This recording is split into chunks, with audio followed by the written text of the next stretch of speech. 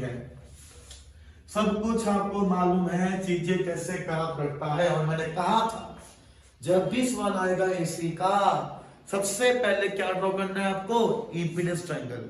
वो किससे ड्रॉ होता है, फेजर से। किससे ड्रॉ होता है, फेजर से। फेजर कैसे काम करता है आपको मालूम है, सर हमने बताया था जब करंट आपके खाली रेजिस्टर को पार करेगा वो साथ साथ चलेगा वोल्टेज के, याद है नहीं याद है। जब करंट आपका खाली इंडक्टर को पार करेगा तो करंट वोल्टेज से π/2 फेज पीछे हो जाएगा। जब करंट आपका खाली कैपेसिटर को पार करेगा तो वो वोल्टेज से π/2 फेज आगे हो जाएगा, याद है नहीं याद है। इसी चीज का यूज करके हमने आपका ड्रॉ किया था इंपीडेंस ट्रायंगल, है ना। फेजर डायग्राम बनाना आना चाहिए भाई। चलिए देखिए मैं सवाल क्या है, सवाल बहुत सिंपल है, देखते सवाल हो जाएगा। उसने क्या कहा, a capacitor of unknown capacitance, एक कैपेसिटर है उसका कितना कैपेसिटी आपको नहीं पता है ना। A capacitor of unknown capacitance, a resistor of 100 ohm, एक क्या दिया हुआ है रजिस्टर, कैपेसिटी है नहीं पता उसका कैपेसिटेंस, एक क्या दिया हुआ है रेजिस्टेंस, उसका R दिया हुआ है 100 ओम, और एक हमें क्या दिया हुआ है इंडक्टर दिया हुआ है। इंडक्टर का दिया हुआ है सेल्फ कंडक्टेंस 4/I² हेनरी, ये आपको गिवन है, ठीक है। कहता तीनों को मैंने जोड़ दिया सीरीज में, तो ये क्या बन गया, सीरीज RLC सर्किट। क्या बन गया, ये सीरीज RLC सर्किट बना कि नहीं बना, ये बन गया, तीनों को जोड़ दिया सीरीज में, ठीक है।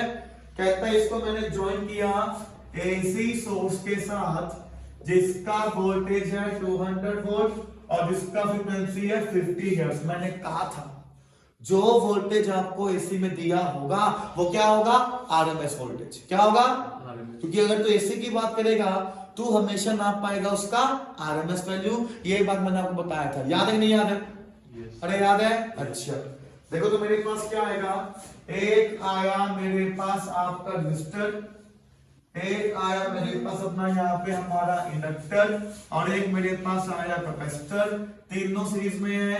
इसको जोड़ दिया एसी सोर्स के साथ, ये दिया हुआ है, ठीक है। सोर्स की बात करोगे 220 वोल्ट और 50 हर्ट्ज है। R दिया हुआ है 100 ओम, L दिया हुआ है 4/π² हेनरी, C हमें नहीं पता, ठीक है। सवाल पढ़ा, हिंदी बनाया, प्लॉट किया, आया कि नहीं आया। आप पढ़ो नेक्स्ट लाइन। उसने क्या कहा, calculate the value of the capacitance. कहता ये बताओ C का वैल्यू क्या आएगा जब सर्किट का जो होगा इंपीडेंस, सर्किट का जो होगा इंपीडेंस वो करंट के फेज, वो करंट और वोल्टेज एक फेज में होगा। अरे भाई यहां तो मालूम ना है। कहता ये बताओ कैपेसिटर का वैल्यू क्या होगा जब सर्किट का करंट और वोल्टेज का फेज सेम होगा। अरे मैंने बताया था जब करंट और वोल्टेज का फेज सेम होगा सर्किट कैसा बन गया आपका, प्योरली रेजिस्टिव। सर्किट कैसा बन गया आपका, purely, which means circuit is in the resonance. अरे हाँ ना बोले आप, यस। और आया कि नहीं आया। देखो वैसे क्या कहा, कहता सर्किट में ना करंट और वोल्टेज का फेज सेम है।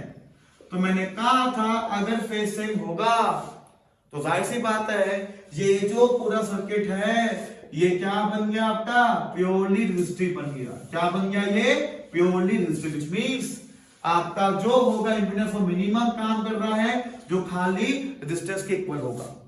और हमें पता है सीरीज आरएलसी में तभी आपको रुकावट मिनिमम मिलेगा जब सर्किट होगा रेजोनेंस में, which means circuit is in the resonance.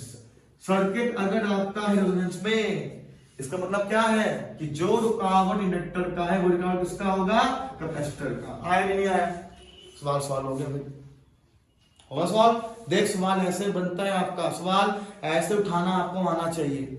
Axle का वैल्यू कितना है, ओमेगा एल, एक्सल कितना होता है 1/ωc, है ना।